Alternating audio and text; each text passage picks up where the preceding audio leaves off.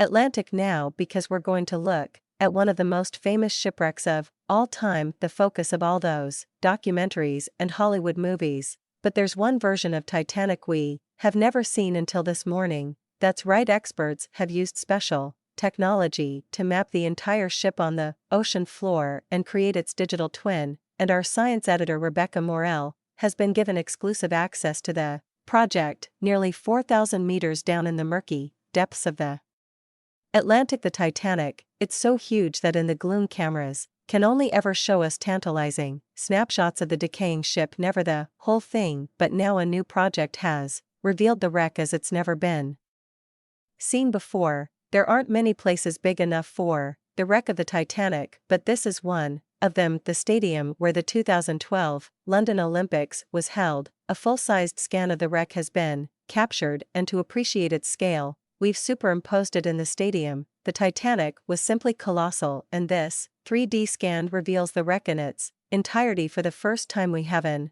exact digital copy of the real thing, and what you see here is what's lying on the floor of the North Atlantic Ocean. Or not only can we get an idea of the ship's enormous size, the scan also gives us a close-up view of its smallest details. You can explore the wreck from every angle. The boat deck here can be seen from above. The gaping hole provides a glimpse inside where the grand staircase once stood, and this is what's left of the captain's bridge and the wheelhouse covered in fragile stalactites of rust. Already some remarkable detail can be seen, like this serial number on a propeller. What makes this different? It is a true digital twin of the Titanic. The resolution is phenomenal, genuinely phenomenal. I've not seen anything of that resolution. This will allow scientists, historians to understand how the Titanic came to be. Motors, and it's a snapshot in time. The Titanic was scanned last summer. Submersibles were deployed remotely, controlled from the ship. They traveled the length and breadth of the wreck back and forth. 700,000 images were taken from every angle to build up an exact 3D reconstruction. The wreck is in two parts. The bow is still instantly recognizable more than 100 years after it sank 800 meters away. The stern, though, is a chaotic mess of metal. It collapsed as it corkscrewed into the sea floor. In the surrounding debris field, items are scattered: ornate metal work, unopened champagne bottles, and personal possessions. 2 dozens of shoes resting on the sediment. Despite how extensively the Titanic has been explored, there are still many fundamental questions. The hope is this scan could provide answers. We really don't understand the character of the collision with the iceberg. We don't even know if she hit it along the starboard side as shown in all the movies. She might have grounded on the iceberg, and his photogrammetry model is one of the first major steps to driving the Titanic story toward evidence-based research and not speculation. The sea is and its toll on the wreck. Microbes are eating away at it, and pots are disintegrating. Time is running out to find out what happened on that April night in 1912, where more than 1,000 lives were lost. But the scan now freezes the wreck in time and allows experts to pore over every minute detail. The hope is Titanic may yet give up its secrets. Rebecca Morell, BBC News. It's amazing, isn't it? Absolutely incredible to see it, and we're delighted to say we joined now in the studio by Anthony Geffen, who's the chief executive creative director of Atlantic Productions, one of the firms behind this project. I bet you still can't quite believe it when you see it on the screen, like we have this morning. This is the first time it's been revealed, and it's been a long time coming, a huge amount of work, but it's amazing to actually see it now, and the details is phenomenal.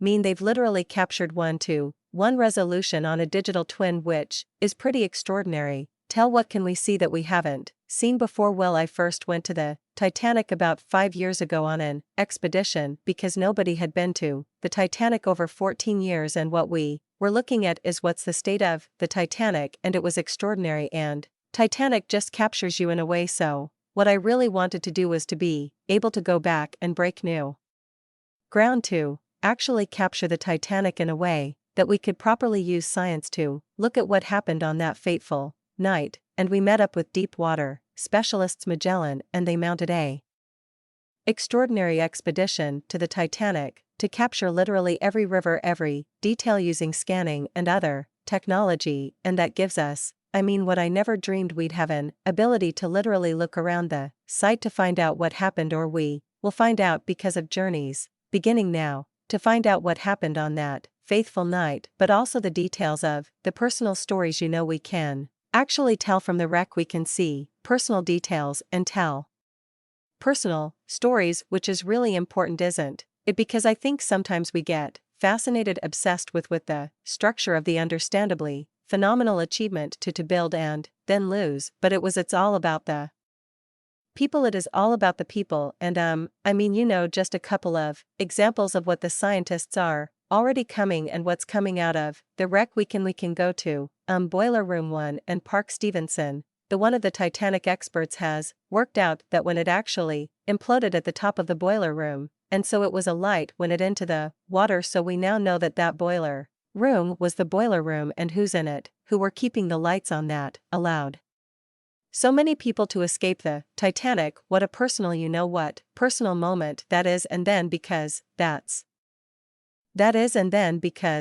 always been a mystery, isn't it? It's always been a mystery as to what happened, and then another mystery is people like Officer Murdoch, who's always been accused of not launching the last lifeboat, but if you actually go to there, you find a tiny little David, which is we're still blocking where the lifeboat should have launched, so we now know that in fact he was trying to launch it. This is just the beginning of so many, and then there's the debris field, this area of about 3 miles wide, where when the boat went down, a lot of it's the belongings of people spilled out over the ocean, and we're using artificial intelligence of faces and other details of each passenger to actually say who is that watch, whose is that megalodon, a necklace that we found on the bottom of the ocean, and that I think brings it back to life. It's 111 years ago, but it's bringing it back to now, and I think allowing people to go on a journey today. You just said you found a necklace at the bottom of the ocean.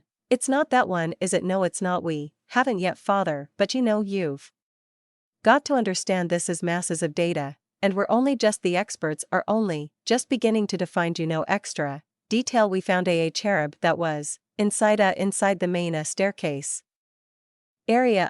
All these details in a day by day are coming out, and one of the things you said earlier is you said, we're going to find out what happened, and you've given us some of the personal stories. Don't we kind of know what happened? We had Parks on the program earlier on this morning, and he gave us his theory. Do we really know what happened? Okay, what's happened isn't, great explorers have been down to the Titanium, Ballard and Cameron and others, but actually they went with very low-resolution cameras, and they could only speculate on what happened.